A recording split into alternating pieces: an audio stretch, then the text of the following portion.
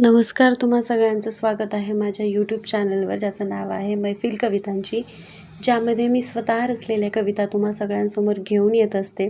त्याचबरोबर काही विशेष व्हिडिओज, ब्लॉग्सही मी तुमच्यासमोर आणणार आहे. तर व्हिडिओ आवडला तर लाईक, शेअर आणि सबस्क्राईब करायला विसरू नका.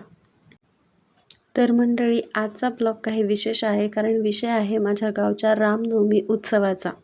माझं गाव हे बीड जिल्ह्यात केज तालुक्यात वसलेलं आहे, ज्याचं नाव आहे युसुफ वडगाव. पण या गावाचं ग्रामदैवत आहे श्रीराम प्रभू, म्हणून या गावची मंडळी या गावाला युसुफ वडगाव न म्हणता राम वडगाव म्हणूनच पसंत करतात.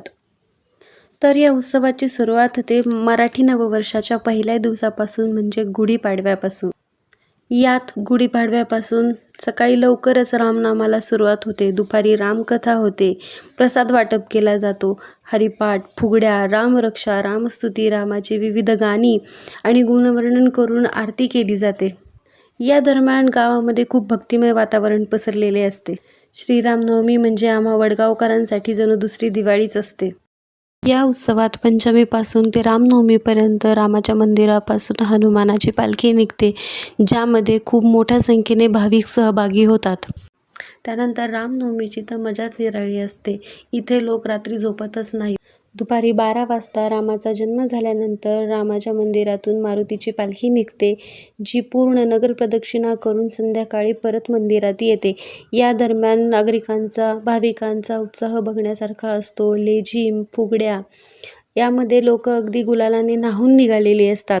याच दरम्यान जेव्हा पालखी वेशीपर्यंत पोहोचते, त्यावेळेस या गावची आणखी एक प्रथा म्हणजे गाड्या ओढणे, जिथे एक माणूस माणसांनी खचाखच भरलेल्या 12 बैलगाड्या ओढतो आणि श्रीरामांप्रती आपण किती समर्पित आहोत ह्याचं एक मूर्तिमंत उदाहरण देतो. व्हिडिओ आवडला असल्यास लाईक, शेअर आणि सबस्क्राईब करायला विसरू नका आणि वाट पाहत राहा या व्हिडिओच्या दुसऱ्या पार्टसाठी. तोपर्यंत दशरथ नंदन श्री रामचंद्र महाराज की जय.